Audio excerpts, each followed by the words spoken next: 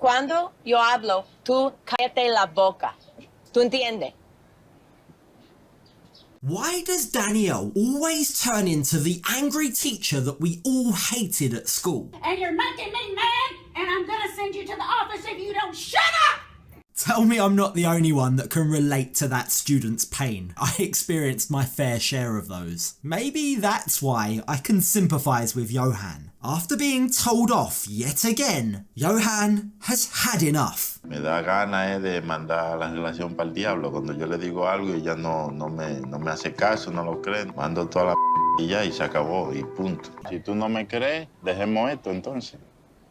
So, is this it for Yohan and Danielle? Surely not. Their love seemed so bulletproof. Where did it all go wrong? So, the last time we saw the pair, they were unsuccessfully looking for an apartment. But that's now been put on the back burner because today, Yohan and Danielle are off to get lunch with her friend Sophie. Remember Sophie? She was Danielle's yoga student who thought that Yohan was a sanky-panky. A sanky-panky is a man who works at a resort and is looking for tourists to come and, provide them with money and goods and visas and take care of them and their families. Well, Sophie is very suspicious of Yohan, and she isn't afraid to dive right into the conversation to ask some awkward and hard-hitting questions. ¿Qué edad tú tienes? Porque tú te ves jovencito. 32. ¿Tus padres no te piden nietos? Claro, yo quiero nietos. Danielle is awfully quiet during this lunch, which is so out of character for her. It's making me think that this meeting might have ulterior motives. I get the impression it was organised so that Sophie could scope out and vibe check Yohan. But newsflash, it's a bit late now. They're already married. Either way, Sophie is fluent in Dominican Spanish, and she's acting like the translator between the two of them, because don't forget, Yohan doesn't know much English, and Danielle's Spanish, whilst it's clearly good enough to be understood and hold a conversation, she's not entirely comfortable with it, and we've seen her a few times, especially for important conversations, revert back to English. This language barrier is going to become important later on this episode, so keep that in mind.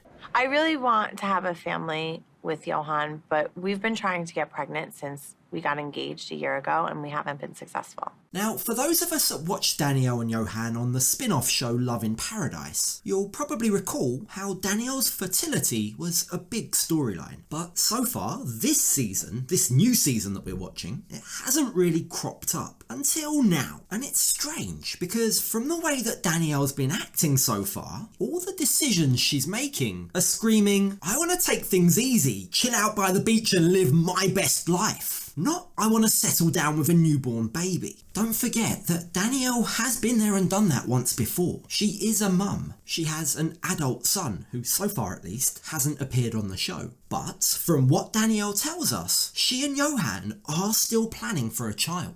We visited a fertility specialist and they said that the chance of me getting pregnant naturally was 5%, but Johan thinks that we have much better chances. Now, given Danielle's age, I'm not sure why Yohan has such confidence. That's not to say it's impossible, but according to the experts, the chances of conceiving naturally are at 5%. That's not exactly high. The chances are pretty slim. And I just hope that Yohan's not going into this with the expectation that Danielle definitely will get pregnant, only to be left extremely disappointed if she doesn't and then start resenting her. It seems like Sophie's thinking the same thing, because she asks him, how would he be if he doesn't have children? No me sentirá bien, pero no sé, hay algo dentro de mí que dice como que sí se puede. Y si Dios te no bendice y sale natural, mejor. He admits that not having children won't feel good, but his faith and his gut instinct tell him Danielle won't need IVF to make it happen. And sure, while that is certainly possible, it does definitely feel like Yohan's maybe being a bit naive, maybe choosing to be optimistic rather than realistic.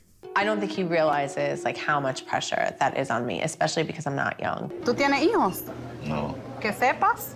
o sabes que no? No tengo. Sophie is relentless. She's asking some very personal questions for someone that's just met him for the first time. And she's not letting Johan off the hook, even a little bit. Like after Johan says no, he doesn't have any kids, a normal person would probably just drop it. However, Sophie pushes him further. How does he know for sure, she asks. Se ha dado el caso, pero mi pareja han quedado embarazada y no se han dado.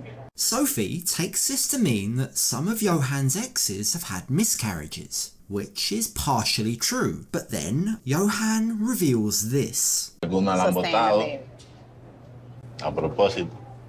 And that some have aborted the babies on purpose. My jaw is on the floor. I can't believe that this conversation is actually happening right here, right now. What a deeply personal and sensitive issue for Sophie to be getting involved in. Frankly, it's none of her business, but the fact that she's even there, needing to translate these facts to Danielle, shows us how little this couple are actually able to communicate on a deeper level. Danielle might think that she knows Johan, but her reaction shows she's shocked at his confession. She definitely didn't expect that answer. Wow, that's the first time I'm hearing that. Like, he's told me that his partners have lost children. He's never told me that. This is like so difficult. Now, it's important to note that Danielle has no issue with abortion. She fully believes in a woman's right to choose what happens to her body. But what she is taking issue with is that Johan appears to have lied to her. You see, it seems like Johan led Danielle to believe that his ex lost the baby in a miscarriage, when in truth, she had an abortion. Like, why would you lie about something like that? That doesn't make any sense to me. I'm not upset about the abortion. I'm upset that Johan hasn't been honest with me. Now, clearly, an abortion and a miscarriage are two very different things, but does this make Johan a liar? What's noticeable, and don't worry, we're going to get to the big argument they have shortly, but I just want to play this clip because what's very noticeable is that Johan seems to struggle to see the difference between the two. He seems to really have a hard time understanding why Danielle sees this as a lie. Es mentira. ¿Qué mentira? ¿Dónde está la mentira? Yo no entiendo. Lo sacó, lo perdió, es lo mismo. That makes me question whether he's lied deliberately, as Danielle assumes he has, or whether it's a misunderstanding. Maybe it's somehow lost in translation. I'm not quite sure. Whatever the truth is, considering this is clearly such a big issue for Danielle, you'd like to think that she'd want to sit down and clear the air, right? Well, not so fast. I know we need to talk about it, but right now I'm putting it on the back burner. So what could possibly be more important than having that conversation? Well, Danielle wants to go shopping. She wants to take her husband to a botanica. I don't even know how to describe what a botanica is. A botanica is like, I don't know, a Spanish magic store? Right, okay, so Danielle is off magic shopping. Her aim is to stock up on the essentials that she needs in order to perform the African religious rituals needed to make Johan's butcher's business successful. Mata vaca. Amor por siempre. Ay, mi madre. I practice Ifa, which is an African spiritual tradition, but Johan is an evangelical Christian and he really doesn't understand my spiritual beliefs. Ah yes, Danielle and Johan's religious differences. I was wondering when this would pop up again and become an issue. Oh, it looks like today is our lucky day. Yo quiero tú tener un pintura con un santo. ¿Tú puedes poner uno en tu negocio? ¿No? ¿San Miguel? No, mi amor, tú sabes que mi religión no me permite. Danielle believes that if Johan cleans his butcher shop floors with a special substance, and if he also has a picture of Saint Michael up in his store, then prosperity will come to his business. But Johan tries to explain to her that if locals see a candle lit in front of a picture of a saint, they'll assume it's witchcraft, and as a result, they'll avoid his business. Despite the difference in beliefs and difference in culture, Danielle proceeds to buy her supplies. How much does this all cost? ¿Cuánto cuesta en toro? Pues todo serían 2,600.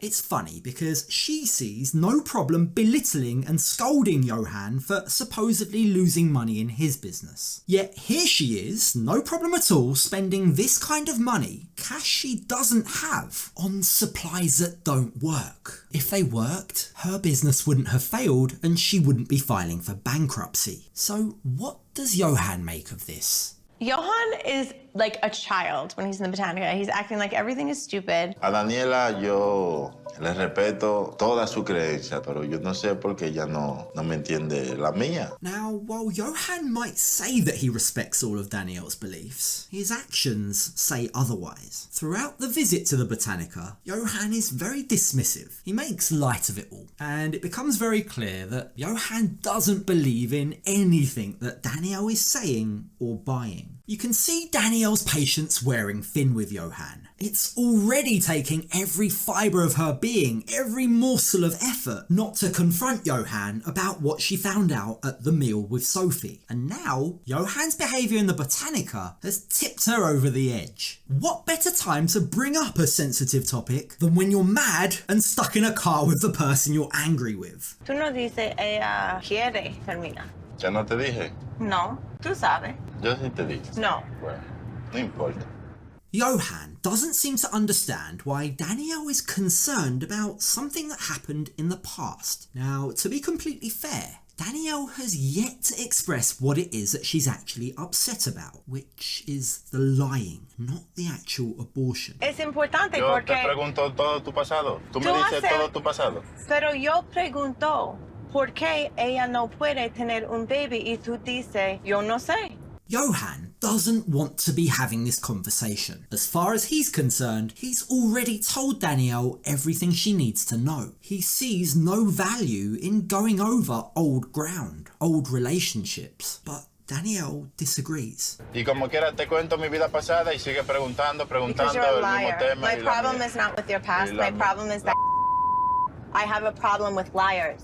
At this stage, it's very difficult to know whether this is Yohan being deliberately evasive, whether it's simply miscommunication, or whether it's a lie through omission. Whatever the truth is, something about this conversation, about this topic, has really triggered Danielle, because silently, she begins to cry. I had a lot of exes from my past who have lied to me about various things. I even had an ex who had a family that I didn't know about. You know, when I'm getting like all these partial truths, it makes me question everything he's ever told me. Okay, that's wild, and I'm sure that must have been a very painful experience for Danielle. It goes some way to explaining why she's acting the way she is right now, but that doesn't excuse hypocrisy. I'm sorry, but it can't be one rule for her, another for him. Just to be clear, this is the same woman who lied to Yohan about moving them to New York together. She also lied about submitting his visa application. So yeah, she's being hypocritical here. Zero tolerance for dishonesty? Really, Danielle? I have zero tolerance for dishonesty. So here's the million-dollar question. Does Danielle have a leg to stand on? Does she have any right to question Yohan about this past abortion? And given that she has also lied to him, how do you feel about her taking the moral high ground? Personally, I find it very hard to swallow. Now that I know that Johan has been dishonest about this one thing, I just have this tape running in my mind of all the things that he's told me and wondering how much of them are not true. At the lunch yesterday, they needed Sophie and her Spanish expertise for the truth to come out, but without her friend there now, it's become difficult for Danielle to accurately express how she's feeling. It seems like Danielle's trust in Yohan has been broken, and she wants him to know she's not okay with that. I'm not sure what kind of relationship you want, but this is not the kind of relationship that I want. You can stare at me all day. Yo no sé qué ella dijo. You can stare at me all day, she says, in a rude, aggressive way. But she knows, as well as we all do, Yohan has no clue what she just said. What was she expecting him to do? Suddenly respond to her in English? It's at this point where an actual producer from the show has to step in. The producer begins to translate what Danielle said. But even with the translation, Yohan still doesn't understand what she's going on about. Bueno, lo que ella acaba de decir es que lo que le molesta es que ella siente que tú hiciste mentiras. ¿Qué mentira? Johan's defensive stance, the fact that for the first time he's actually standing up to her and not just caving in, brings out the very worst in Danielle. She claims she doesn't like liars. She's lost trust in Yohan. But hold on a minute, Danielle. Who in their right mind would ever put up with their partner speaking to them like this? Cuando yo hablo, tú cállate la boca. ¿Tú entiendes? Oh my gosh, how rude. Who does she think she is? She really believes that she's superior to him, doesn't she? The way she talks down to Yohan like he's stupid, like she's the boss of him, has pushed Yohan to the very brink. He may have managed to deal with her attitude in the past, but right now, he's not in the mood. Me da gana de mandar la relación para el diablo. Cuando yo le digo algo y ella no me hace caso, no lo creen. Mando toda la y ya, y se acabó, y punto. And when Danielle begins to cry in front of Yohan, with Yohan showing little emotion around her, this causes Danielle to question whether she's married the right man. I feel like if my husband sees me crying and he is like a brick wall and doesn't clearly feel any sympathy for me, it makes me really nervous that this is the kind of support I'm going to receive from my husband long term. Oh, the irony. She's one of the least supportive wives I've ever seen in my life. Every hope and dream that Yohan seems to have, she crushes it and publicly humiliates him for it. But she's the one who claims to be worried about the support she's going to receive. Give me a break. What's becoming obvious here is the pressure to start a family is starting to get to Danielle. In fact, I can't help but feel that this whole fight isn't really about whether or not Yohan lied to her. All of the weight of like childbearing is on me.